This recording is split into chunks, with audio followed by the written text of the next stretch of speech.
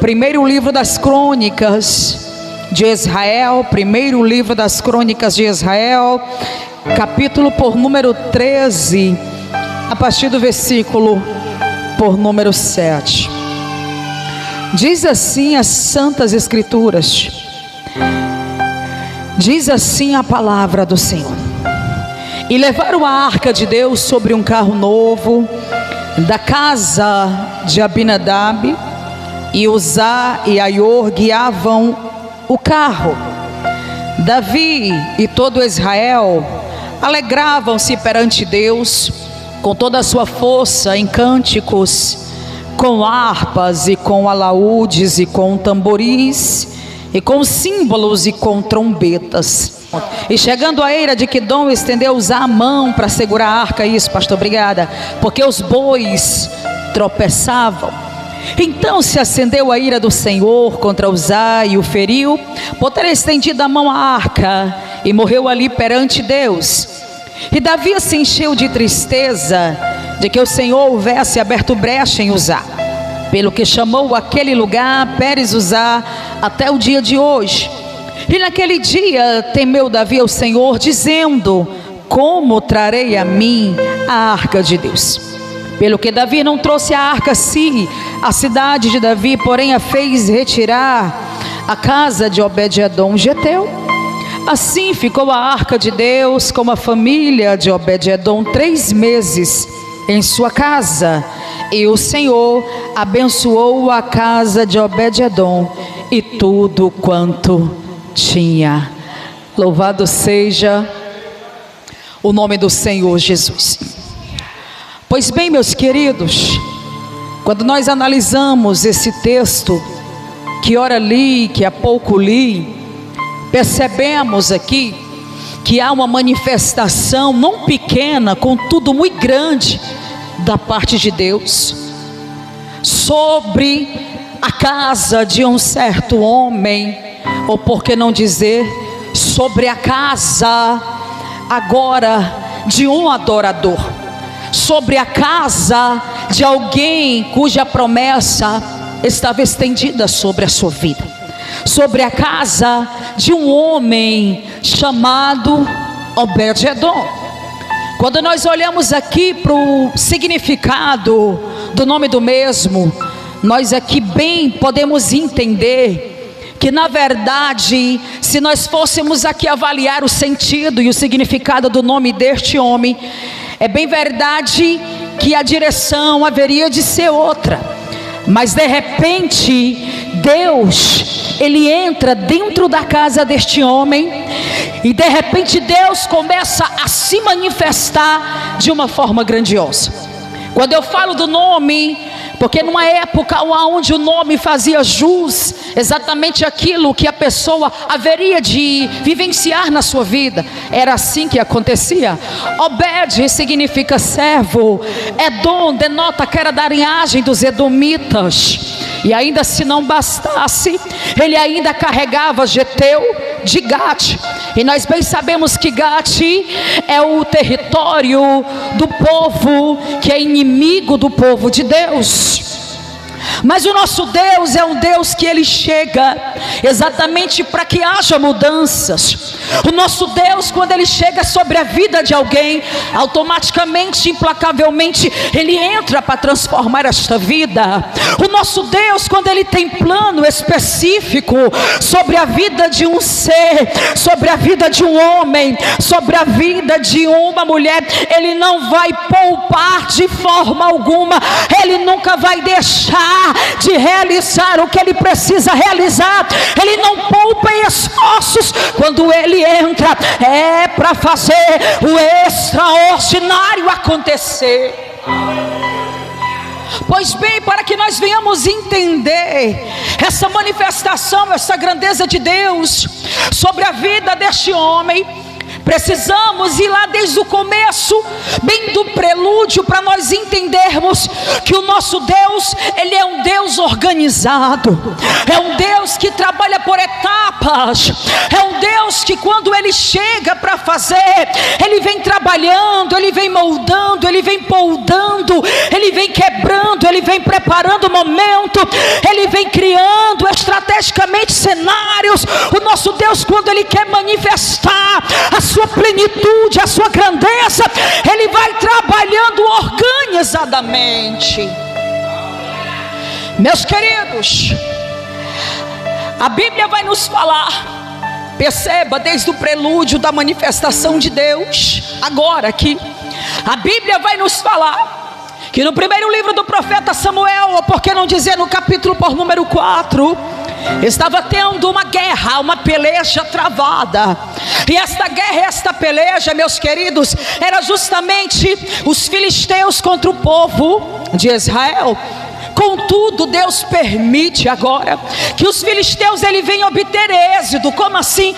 O povo de Israel vai perder a peleja, mas foi o próprio Deus que permitira que tal coisa acontecesse. A Bíblia diz que no meio desse confronto, no meio dessa peleja, vai cair por terra no primeiro momento 4.000 homens. Logo depois da segunda peleja, vai cair 30.000 homens por terra. Dentre esses homens que caíram por terra, os 2 filhos do profeta, ou por que não dizer do sacerdote Eli também, Ofni e Finéias, morreram. A Bíblia diz que os filisteus obtiveram êxito. Foi Deus que permitiu que o adversário vencesse. Aqui o povo de Israel precisava entender que eles não estavam diante de um homem, para que eles pudessem de homens no meio de uma guerra, de um confronto para vencer, mas eles precisavam unicamente do comando de Deus, da mão de Deus. Mas contudo, Deus retirou a mão. Meus queridos, e aqui começa a história para que nós venhamos entender por que chegou a presença de Deus, a arca de Deus, a manifestação de Deus na casa deste homem, deste geteu de Gate chamado Obed-edom. Meus queridos, a Bíblia diz que não bastasse esses 30.000 homens que caíram por terra, os filisteus agora tomaram, saquearam, roubaram a arca da aliança e levaram para uma das 5 cidades principais dos filisteus, chamado Asdote. Pegaram a arca da aliança e colocaram lá na casa do seu deus Dagom. E agora aqui o Deus diz, perceba, Deus se manifesta. Deus agora que Ele vai realizar, Deus agora que Ele vai mostrar. No começo eu permiti que vocês perdessem, mas é como se Deus estivesse dizendo: agora vocês vão ver o que é que eu vou fazer no meio do arraial dos inimigos. Meus queridos, eles pegaram a arca da aliança, a presença do Deus de Israel, e colocaram na casa do seu Deus Dagom. A Bíblia diz, meus queridos, que pela madrugada eles foram verificar como é que estava a arca da aliança. Eles perceberam agora, meus queridos, e a presença do agora rei da arca da aliança, por meio de Deus, começa a se manifestar. Mas eles percebem agora que o seu Deus Dagom estava caído no chão perante a arca. Eles pegam agora o seu Deus Dagom e colocam no lugar que estava outrora, sendo que no outro dia pela manhã a história é diferente. Mais uma vez eles vão verificar como é que está a arca, como é que está o seu Deus Dagom, e de repente eles percebem agora que o seu Deus Dagom estava agora com a cabeça e ambas das palmas cortadas sobre o limiar. Só o tronco de Dagom ficou no lugar. Deus está manifestando a sua mão no meio dos inimigos. Ei, sabe o que eu aprendo com isso? Vai cumprir tudo aquilo que a palavra do Senhor nos diz, que todos os joelhos se dobrará perante o Senhor, e todos os joelhos se dobrará. Dagom, o próprio Dagom, o inimigo do povo de Deus, se dobrou diante do poderio da presença de Deus, ou por que não dizer do próprio Deus.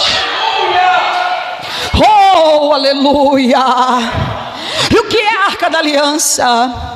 Meus queridos, a arca da aliança, você sabe que trata-se de uma caixa de madeira de acácia, aonde dentro do interior dessa caixa de madeira de acácia havia as 2 tábuas da lei que o próprio Deus deu para Moisés e para o povo como mandamentos, as 2 pedras. Dentro dessa caixa de madeira de acácia havia um vaso de ouro contendo uma boa partícula do maná que caíra do céu. Na ocasião que o povo murmurando pediu alimento, Deus se compadece, manda alimento quentinho, manda pão, manda maná para o povo de Israel. Dentro dessa caixa de madeira de acácia, meus queridos, também havia a vara de Arão que florescera no deserto. Mas hoje eu não quero me deter no conteúdo do interior da caixa de madeira de acácia, mas também na caixa de madeira de acácia, em cima da caixa, meus queridos, havia uma tampa, cuja essa tampa chamava tampa do propiciatório. Segundo Flávio Joséfa, esta tampa, e também a Bíblia nos garante, era uma tampa muito pesada. A Bíblia vai dizer, meus queridos, que essa tampa do propiciatório pesava 52 quilos de ouro. Flávio Joséfa também vai dizer que o peso do ouro era um peso não somente no conteúdo ouro, mas também pelo fato da presença de Deus estar estabelecida, a própria presença de Deus ali naquela caixa de ouro, e da tampa do propiciatório, da tampa de cima. Meus queridos, quando eu olho aqui agora, também muito me chama a atenção, nessa caixa de madeira de acácia, também haviam dois querubins, cujos esses querubins, eles estavam ajoelhados e apontando as asas um para o outro, simbolizando que agora eles eram os guardiões da presença de Javé. E hoje nesta campanha, e o título da campanha é muito forte, há uma temática hoje para esse encontro, que é o culto da vitória. Eu já quero começar a profetizar, olhando para os querubins agora. Há uma ordem estabelecida do céu para a terra. É Deus dizendo hoje, por causa da tua oração, por causa da tua súplica, por causa do teu clamor hoje na campanha do culto da vitória, eu estou dando ordem aos querubins para se colocar diante do teu habitat, diante da tua casa. Há um anjo querubim na frente e outro na retaguarda. Sabe o que é isso? É Deus dizendo: 1000 cairão ao teu lado, 10.000 à tua direita, mas a tua casa não vai ser afetada. Todo espírito da mortandade, ele está passando de largo, passando de longe da tua casa, porque tem anjo te guardando de noite e de dia. Oh, aleluia. Ei, é culto da vitória. Você veio para cá para receber a vitória da parte de Deus. E não é só uma vitória a nível material, não. Tem algo muito mais de Deus. É vitória na tua casa a nível de salvação. É vitória na tua casa a nível de libertação. É vitória na tua casa, meus queridos. Há um movimento de Deus aqui neste lugar. É Deus descendo com autoridade sobre a vida de pessoas aqui. É Deus dizendo: tu chegou de uma forma, mas te prepara, tu vai sair daqui diferente, porque hoje há uma vitória estabelecida para você. Oh, aleluia. Pois bem, meus queridos, Deus começa a manifestar agora o seu poder, e mostra agora para os habitantes de Asdod, os filisteus, que quem manda, quem domina ele. A Bíblia diz que o Deus de Israel começa a tocar nos habitantes de Asdod, lá na terra do Deus Dagom, o Deus dos filisteus, de modo que o povo começa a ficar enfermo. Deus toca sobre a estrutura, sobre toda a estrutura corpórea do povo, vai tocando na pele, e de repente se manifesta sobre a pele do povo, tumores sobre todo o corpo do povo. O povo se desespera agora. A Bíblia diz que os filisteus vai montar agora, meus queridos, uma reunião imediatamente para verem o que haveriam de fazer com a arca, visto que a mão do Deus de Israel estava sendo muito pesada diante dos habitantes de Asdod. Eles pegam agora a arca da aliança e vão encaminhar para uma outra cidade filisteia, e essa cidade chamava-se Gate. E de repente a arca da aliança começou a rodear a cidade de Gate. Mais uma vez Deus começa a descer a mão sobre os habitantes de Gate. O povo fica cheio de tumores na pele, no corpo. O povo fica desesperado.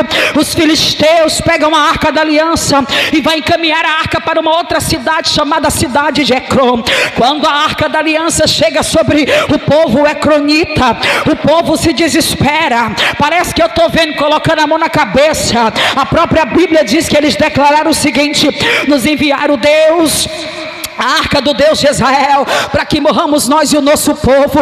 E a Bíblia diz que os homens que não morreram por meio da presença ali de Deus, da arca da aliança, os que não morreram, eles levantaram agora com um grito de desespero, um clamor, porque era tanta dor no corpo, era tanta ferida, era tanta enfermidade, e também havia uma pestilência, que o clamor desse povo subiu até os céus. A Bíblia diz, meus queridos, que os filisteus, não suportando a presença do Deus de Israel, eles vão pegar agora a arca da aliança e vão encaminhar para uma terra do povo de Deus, chamado Bet-Semes. Meus queridos, é bem verdade que a arca da aliança ficou 7 meses na terra dos filisteus. Eles não suportaram a presença do Deus de Israel. Sabe o que eu aprendo com isso? Aonde a presença de Deus passa, o mal não habita. Aonde a presença de Deus passa, o mal arde, bater em retirada.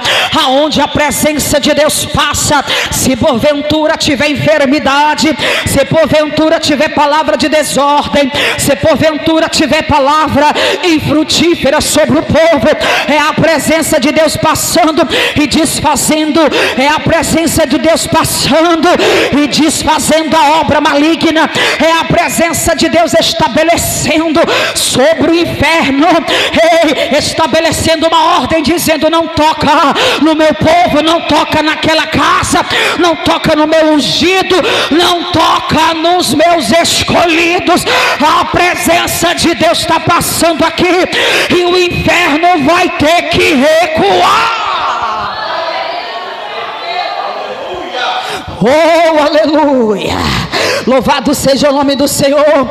A presença de Deus é incorruptível, a presença de Deus é imutável, a presença de Deus é indestrutível. Aonde a presença de Deus passa, vai desfazendo, vai desorganizando os projetos do inferno, vai desfazendo todas as obras maléficas. Tem presença de Deus aqui, mas contudo também tem presença de Deus chegando na tua casa, tem presença de Deus chegando sobre o teu esposo lá naquele lugar, tem presença de Deus chegando lá onde os teus filhos se encontram. Não importa o lugar que eles estejam, o mais importante é notarmos aqui que aonde a presença de Deus passa, haverá mudança por meio da mesma. Oh, aleluia! A presença de Deus está chegando aí, meu querido ouvinte da palavra.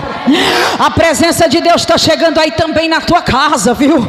Você que vai escutar, meu querido, este vídeo, esta live, pode ter certeza, a presença de Deus está chegando, está chegando, está chegando. E se tem presença de Deus, tem transformação de Deus, tem libertação de Deus, tem cura da parte de Deus, tem vitória, tem salvação de Deus. Os filisteus, eles decidiram retirar a arca da aliança das suas terras filisteias. Passou apenas 7 meses, mas contudo eles não querem encaminhar para os betsemitas de qualquer forma. Eles criaram eles fizeram de uma forma diferente, criaram uma estratégia, geraram uma estratégia, porque eles bem pensaram da seguinte forma: se nós fizermos assim, haverá uma aprovação da parte desse Deus, que a mão dele tem sido pesada sobre nós, e ele vai retirar a mão. Qual foi a estratégia?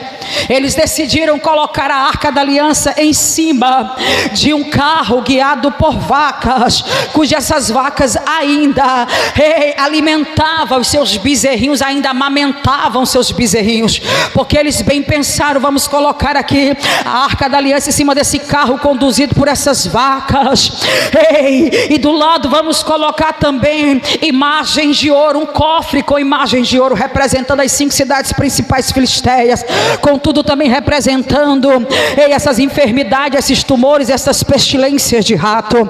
E então eles pegaram, colocaram a arca da aliança do lado do cofre, guiado por essas vaquinhas, pois como oferta de expiação de culpa, assim eles fizeram, porque pensaram, se as vaquinhas prosseguirem e elas não retrocederem, se chegarem lá nos betsemitas e não voltarem, é porque o Deus de Israel recebeu como oferta de expiação pela culpa, e ele há de retirar a sua mão pesada sobre as nossas terras, sobre o nosso povo filisteu. E assim, meus queridos, acontecera. As vaquinhas chegaram na terra dos betsemitas, a arca chegou lá em cima do carro, as imagens de ouro também estavam em cima deste carro. Os betsemitas, quando viram que tratara-se da presença do Deus de Israel, da arca da aliança, imediatamente eles fizeram aquele momento como algo memorável. Eles fizeram daquele momento como se fosse uma festa. Pegaram as vaquinhas e sacrificaram as mesmas, derreteram o ouro, e de repente ali eles pegaram a arca da aliança e colocaram no lugar, separado em um ambiente. E de repente o povo estava ali, meus queridos, em pé de festa, todos em pé de igualdade no quesito adoração. O povo estava em festa, mas a Bíblia diz que uma quantidade específica de homens, eles vão lá aonde a arca estava, no lugar que a arca estava, e de repente esses homens, eles violaram a arca da aliança, levantaram a tampa do propiciatório, que pesava cerca de 52 quilos de ouro, olharam para dentro da tampa, e de repente eles não suportaram a presença do Deus de Israel. E aquela quantidade específica, a Bíblia vai nos falar que foram 70 homens. Eles caíram porque não suportaram a presença. Os betsemitas se entristecem, e eles vão declarar agora dizendo: quem é que pode ficar de pé diante de um Deus tão poderoso? Quem é que pode ficar de pé diante de um Deus tão santo? Meus queridos, os betsemitas enviam imediatamente mensageiros para uma outra cidade do povo de Deus, chamado Quiriate Jearim. E foi exatamente lá que a arca da aliança ficou, na casa de um homem chamado Abinadab. Interessante que quando a arca chegou na casa deste homem chamado Abinadab, ele de repente vai delegar, facultar esse ofício, essa responsabilidade, essa tarefa para o seu filho chamado Eleazar. E de repente a arca ali estava, ficou sobre os cuidados de Eleazar. Meus queridos, quando nós vamos folhear a Bíblia Sagrada, nós percebemos que a arca da aliança ficou por longas 2 décadas, 20 anos na casa de Abinadab. Mas contudo, não tem nenhuma modificação, não tem mudança no cenário, não tem nada escrito aqui na palavra, na Bíblia, acerca de algo que Deus operara ou realizara na casa deste homem, Abinadab e Eleazar. Mas aí eu me pergunto, por que não há manifestação, visto que o nosso Deus, ele nunca vai perder uma oportunidade. Quando ele entra dentro de uma casa, se os moradores da casa bem fizer, por onde, no quesito adoração, oração, no quesito valorização, a presença do mesmo, é nesse momento que automaticamente ele vai manifestar o seu poder. Mas meus queridos, eu não sei o que aconteceu. A arca, a presença de Deus estava na casa deste homem em cima das colinas. A Bíblia diz que Abinadab tratara-se de um levita. A arca chegou lá, ficou 20 anos. Mas Abinadab e Eleazar não valorizaram a presença. Sabe o que eu aprendo com isso? Deus até quer fazer, Deus quer até realizar, Deus quer até fazer coisas estupendas, coisas milagrosas. Deus, ele quer movimentar coisas a respeito da vida de pessoas, mas depende muito mais dos moradores da casa do que o próprio Deus. Oh, aleluia! Pois bem, meus queridos, nesta época que a arca da aliança ficara sobre a casa, sobre os cuidados de Eleazar, nas colinas, durante 20 anos, quem estava reinando agora Israel, reinando o povo de Deus, era exatamente, agora a Bíblia diz que era Saul. Contudo, Saul também não valorizou a presença do Deus de Israel. Mas a Bíblia diz que agora, meus queridos, quem vai assumir o trono no lugar de Saul é o homem segundo o coração de Deus, o homem que foi escolhido pelo próprio Deus, o homem que Deus olhou lá para o coração dele e diz: este sim, este é o homem de Deus. E este homem era exatamente Davi. Saiu Saul, Davi assume o trono. A Bíblia diz, meus queridos, entro agora no texto que há pouco li, exatamente no livro das Crônicas, capítulo 13, diante dos versículos, associando aos primeiros versículos, meus queridos, a Bíblia diz que agora Jerusalém foi estabelecida como a capital nacional, e Davi agora ele decide fazer disto algo memorável no meio do povo de Deus.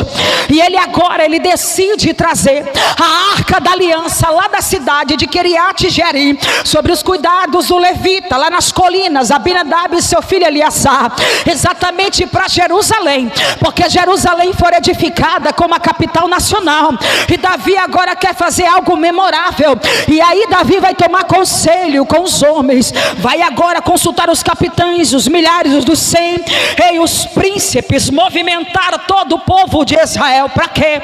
Para irem até Queriate Jearim, para trazerem a arca da aliança para Jerusalém. Davi, na verdade, o seu coração estava tomado pelo amor. Davi, o seu coração, agora o momento que Davi, ele queria vivenciar, era um momento, de adoração para com Deus. Ele queria fazer deste momento algo memorável. A intenção de Davi era das melhores possível. Contudo, a Bíblia diz que Davi, ele vai fazer de forma errada. A Bíblia diz, meus queridos, primeiro, Davi vai tomar conselho com homens. E nós bem sabemos que homem vai dar conselho de homem. Nós bem sabemos que homem, ele não vai direcionar como o nosso Deus direciona. Sabe o que eu aprendo com isso? Sabe por que as coisas não estão fluindo? Sabe por que as coisas não estão acontecendo na tua vida? Sabe por que não há mudança? Não houve mudança dentro da tua casa? Sabe por que, meus queridos, você não está vivendo o novo, o inacreditável de Deus? O milagre de Deus não chegou sobre a tua vida. É porque você tem tomado conselhos humanos. Você tem entrado numa mão que não é a mão de Deus. É Deus dizendo à igreja: nós precisamos estar na contramão do homem, na contramão do mundo, na contramão do pecado. É Deus dizendo: passa para a mão certa, que tu vai viver o milagre.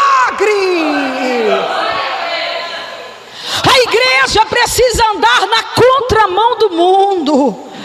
Não é no conselho do homem, não é seguindo os passos humanísticos, mas seguindo os passos de Jesus. É seguindo os passos de Cristo, é caminhando na direção do Espírito Santo de Deus, é andando pela contramão do mundo. A porta não passa por reforma, a porta nunca passou, meus queridos. É Deus dizendo: o caminho é estreito, a contramão é difícil, mas continue neste caminhar, porque você está indo certo. Não se desvie para a direita e tampouco para a esquerda, mas permaneça no foco do céu. Davi assim fez, movimentou todo o povo de Israel. Davi, ele queria fazer disso um momento que ficasse registrado no coração do povo de Deus. E assim Davi fizera. Outro erro de Davi, ele vai pegar agora a arca da aliança e colocar em cima de um carro novo, e não guiado por ombros humanos, porém todavia guiado por bois. Assim Davi fez, colocou a presença do Deus de Israel em cima de um carro guiado por bois, quando na verdade Davi teria que ter colocado da forma que era para ter sido colocada a arca.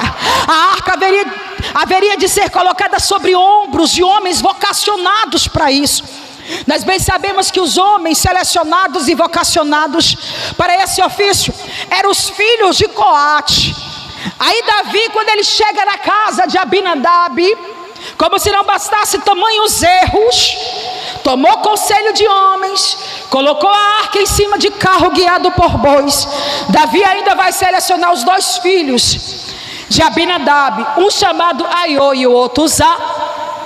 Não era da linhagem de Coate, não era da linhagem dos coatitas, não eram homens vocacionados para fazer o transporte da arca. Davi agora coloca Aiô de um lado e Uzá do outro. E quando eles estavam se dirigindo, se direcionando ali exatamente para Jerusalém, no meio do caminho, na eira de Quidom, os bois tropeçaram. E é aqui, meus queridos, que nós precisamos ter todo um cuidado. Muitas coisas podem acontecer no meio do caminho antes de chegar a Jerusalém. E é por isso que o Senhor me trouxe hoje aqui como alerta, para que eu venha alertar, a igreja. E automaticamente, como a palavra também me alcança, eu preciso também estar em estado de alerta. É Deus dizendo: Jerusalém é a promessa, Jerusalém é onde você tem que chegar. Mas cuidado, com a eira de Quidom, cuidado, porque no meio do caminho você pode cair e se arrebentar. Aiô, quando os bois tropeçaram, estavam do lado, e Uzá automaticamente do outro. Mas a Bíblia diz que quando os bois tropeçaram, Uzá, ele na tentativa de não deixar a arca cair, a Bíblia diz, meus queridos, que ele toca na arca. Quem tocou? Uzá. E automaticamente foi-lhe feita uma ruptura no seu abdômen. Ele morreu. A presença de Deus era tão forte, foi-lhe feita uma ruptura no seu abdômen. Ele caiu, ele morreu. Davi se entristece e ele vai declarar: e agora, o que eu farei para levar a arca para Jerusalém? A Bíblia diz, meus queridos, que Davi muito se entristece. E ali ele vai levantar um memorial a Uzá, e ele vai olhar para aquele lugar, levanta um altar, diz: Pérez Uzá. Aqui foi aonde Uzá foi fulminado, foi aonde foi-lhe feita uma ruptura no abdômen. Uzá morreu e levantou o memorial. Aqui eu vejo mais um erro de Davi, porque Davi vai levantar um memorial para um homem.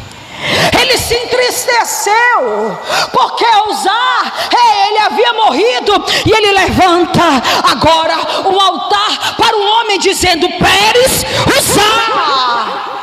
Sabe o que eu aprendo com isso? Nós precisamos unicamente levantar altares para o nosso Deus. Precisamos ter todo um cuidado com isso.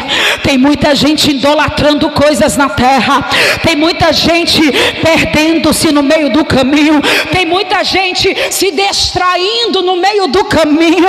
Já havia morte ali. Davi não entendeu aquilo que acontecera, e agora vai levantar um altar. Foi uma distração, mas uma distração para Davi. Sabe o que é que Deus está dizendo? Cuidado com as distrações no meio do caminho. Já está acontecendo tanta coisa errada. É Deus dizendo: você precisa se ligar.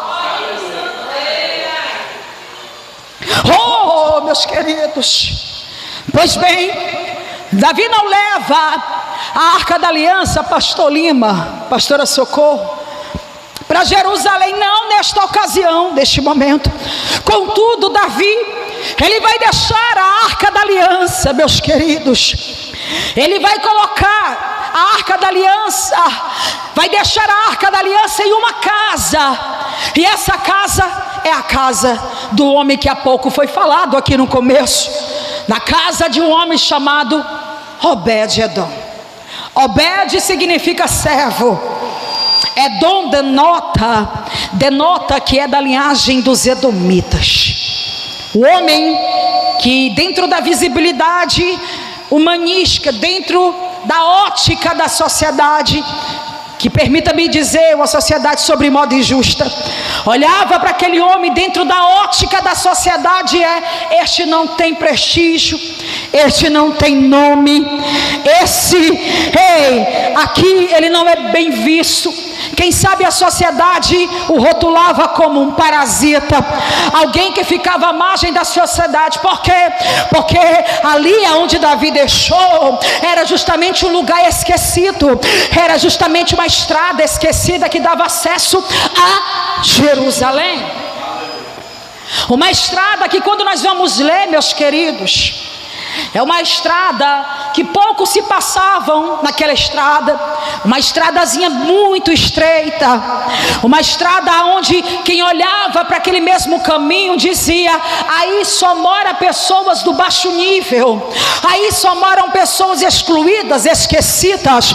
Mas deixa eu te dizer uma coisa: enquanto você estiver na estradazinha, ei meu querido, estreita, não te preocupa não, muitos não vão te valorizar, muitos não vão te dar pontos, muitos não vão te chamar para convites, muitos não vão te dar muita credibilidade, mas você está no caminho certo. A estrada é estreita, mas depois da estrada você já vai alcançar a Jerusalém. É Deus dizendo: permanece nessa estrada estreita, porque depois vem a bênção de Deus. É Jerusalém para quem conseguir permanecer. A única estrada, embora fosse esquecida, para Davi chegar aonde ele queria chegar, ele teria que passar ali, naquela estrada. Aquela estrada esquecida. Mas o nosso Deus não trabalha no acidental, o nosso Deus não trabalha por acaso. O nosso Deus, ele é muito organizado no que faz. Se a presença de Deus parou ali naquele lugar, é porque naquela estrada, naquele lugar esquecido, e ali naquele estreito, tinha alguém que Deus queria mudar, e que Deus assim iria fazer. Você está entendendo? O teu caminho é estreito, o teu caminho parece difícil, o teu caminho é com dificuldade, o teu caminho é com adversidade, mas Deus está dizendo: permanece nessa estrada, continua neste caminho, porque eu vou te honrar. A arca ficou na casa deste homem chamado Obed-edom. Foram só 3 meses, mas foi o suficiente para Deus manifestar o que ele haveria de manifestar. Esse homem esquecido morava ali na beira daquela estrada, excluído e esquecido pela sociedade como parasita, como alguém que era a escória da sociedade. Mas foi ali que a presença entrou, foi ali que a presença se manifestou, foi ali que a presença mudou muitas coisas, reparou muitos danos. Conta-se que Obed-edom, morava ele e a sua esposa. Até então não era uma família, era um casal. E o sonho de Obed-edom era de poder ser pai, e obviamente da sua esposa de ser mãe. Mas conta-se a história que a sua esposa não podia gerar. Por quê? Porque o seu ventre era cerrado. Ela não podia gerar, era um ventre infrutífero. Mas sabe o que eu aprendo com isso? Todas as vezes que a presença de Deus entra em algum ambiente, aquilo que é infrutífero, aquilo que não desenvolve, aquilo que não tem crescimento, aquilo que não acontece, automaticamente Deus faz acontecer, automaticamente Deus faz frutificar, automaticamente Deus começa a manifestar. Levanta as tuas mãos para o alto. Eu quero profetizar que hoje aqui a presença de Deus está movimentando coisas a respeito da vida de pessoas. Aquilo que não frutificava, aquilo que não saía do lugar, aquilo que não acontecia, é Deus dizendo: hoje eu estou manifestando o meu poderio, hoje eu estou manifestando a minha presença. É Deus curando, é Deus libertando, é Deus movimentando bênçãos. Oh, aleluia! Foram apenas 3 meses e Deus fez coisas grandes na casa deste casal. Meus queridos, a sua esposa, que não podia gerar, Deus abençoou. Abriu-se a madre da mulher de Obed-edom, e de repente em 3 meses a sua barriguinha já estava apontando.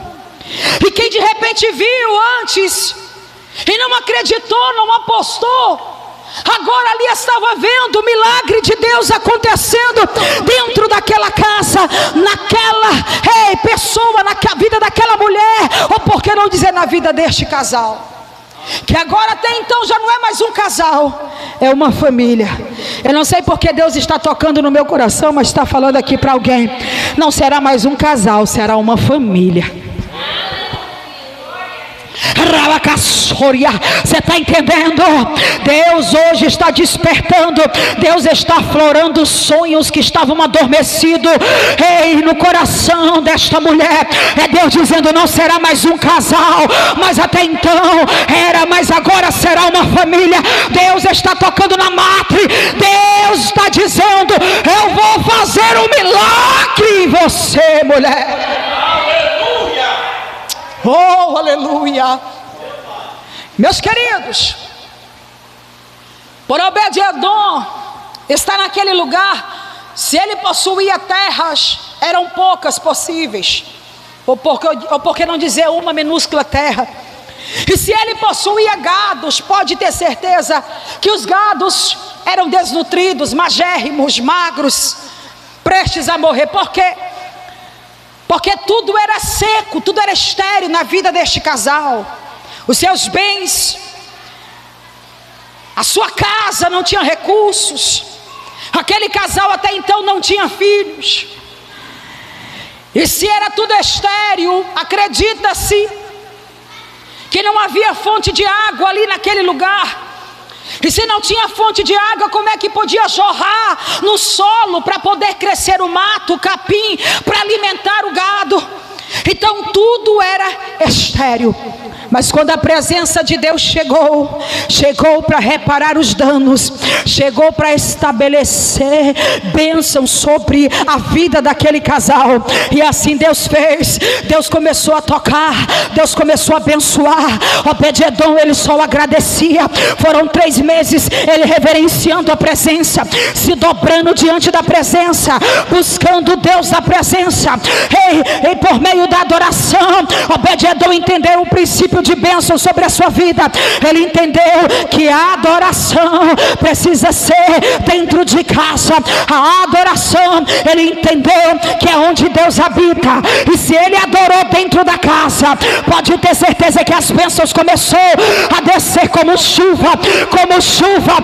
É Deus dizendo: você está adorando, eu cerro os céus ao meio e mando chuvas de bênção na casa.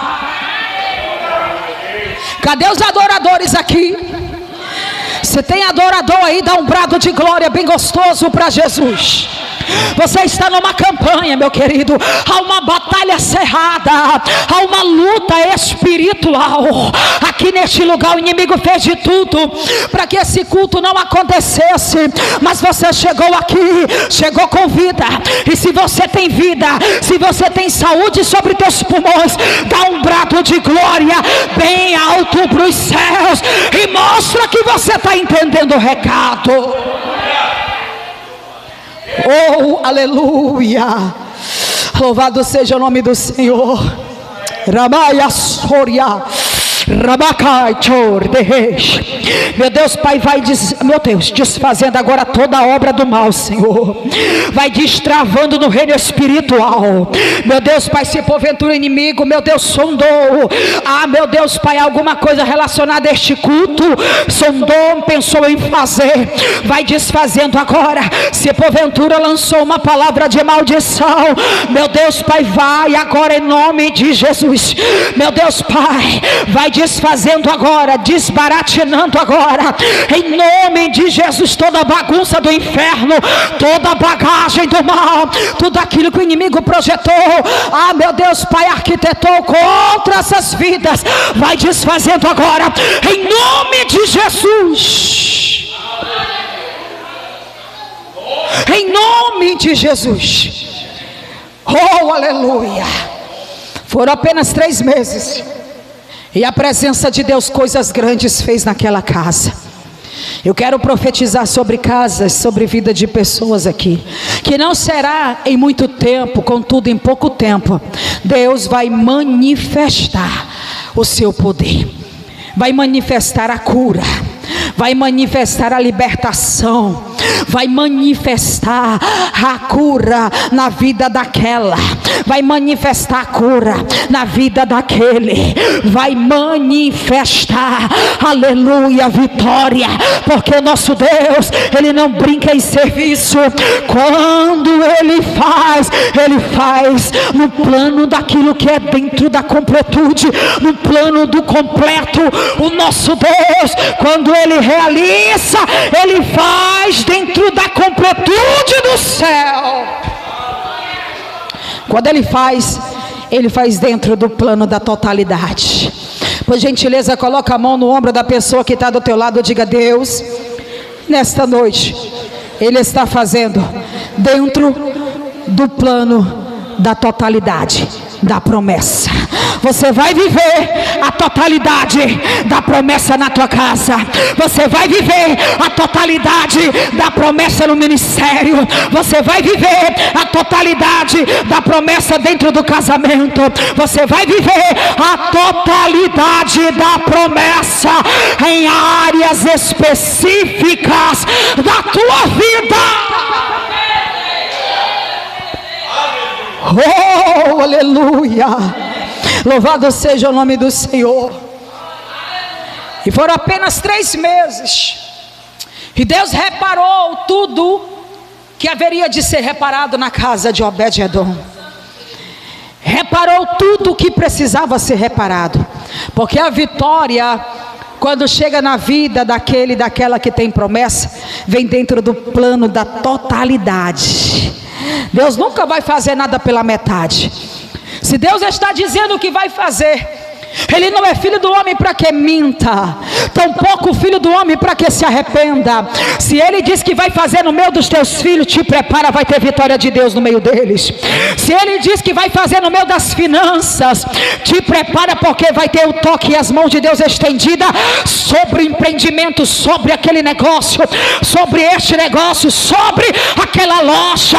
Pode ter certeza, se Deus diz que vai fazer no teu trabalho, Ele vai fazer dentro da totalidade. Se Ele diz que vai fazer no ministério, na igreja, pastor Lima, te prepara, pastor, porque Ele vai fazer dentro do plano da totalidade dele. Oh, aleluia. Mas sabe qual foi o segredo de Obed-edom para que ele pudesse viver essa plenitude de Deus, essa totalidade da promessa em sua casa? O segredo dele estava na intimidade. Segredo esse que Abinadab, 20 anos, ele não teve sensibilidade para discernir. Abinadab lá na sua casa, 20 anos, a presença estava lá. Abinadab e Eleazar não valorizaram a presença. Mas quando a presença chegou na casa de Obed-edom, ele partiu logo para a intimidade. Eu acredito que antes de sair para o seu campo, para cultivar, para trabalhar, para poder buscar melhoras para a sua casa, ele reverenciava, se prostrava diante da presença. Eu fico pensando, ele se prostrando, ia para o campo, de repente, por muitas vezes, ali em 3 meses, ele indo e voltando, reverenciando e adorando a presença de Deus, e Deus fazendo acontecer, dando devido crescimento àquele lugar.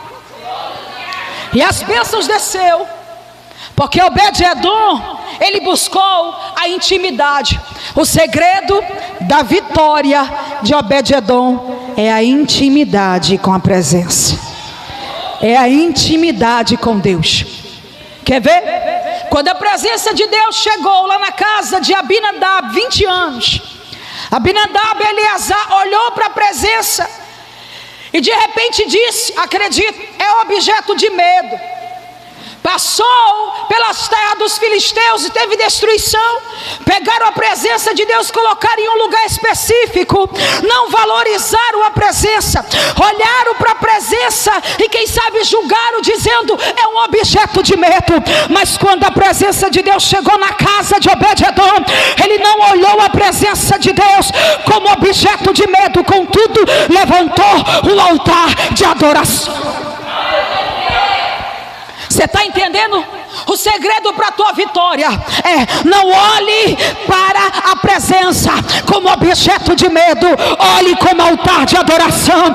É Deus dizendo: é tempo de resgatar o segredo do quarto, é tempo de voltar para o relacionamento, é tempo de você buscar a presença de Deus enquanto se pode achá-la. Porque chegará um tempo que você vai buscar e não vai encontrar a presença de Deus. E nós estamos vivendo este tempo hoje, na qual nós podemos acionar a nuvem da glória de Deus, por meio de uma oração, por meio de uma consagração, por meio de um clamor, por meio de uma adoração, e automaticamente a presença nos alcançar. Mas chegará um tempo onde não haverá mais tempo. Muitos irão buscar a presença e não vão encontrar. Hoje nós temos o Espírito Santo de Deus, hoje nós temos acesso à presença, mas bem verdade é que amanhã nós não poderemos mais ter. Se Deus permitiu que você chegasse hoje aqui nesta campanha, meu querido, se Deus permitiu que você, querido ouvinte que está do outro lado aí do celular, ouvindo agora este vídeo, é porque Deus ainda, Ele ainda tem algo a realizar a teu respeito. Ele está te dando mais uma oportunidade, e quem sabe pode ser que seja a última oportunidade em sua vida. E é como eu costumo pregar dizendo: pessoas determinadas a vencer é o tipo de pessoa que nunca vai perder as oportunidades que são geradas pelo céu. Hoje nesta campanha de cura, de salvação, de libertação, nessa campanha da vitória, o Senhor te trouxe aqui porque Ele quer te dar a maior vitória da sua vida. E essa vitória maior em sua vida não é uma vitória a nível material, é espiritual. Porque o maior milagre que o ser humano pode adquirir na sua vida é o milagre da salvação. E não deixa para amanhã aquilo que os céus estão te dando como oportunidade hoje.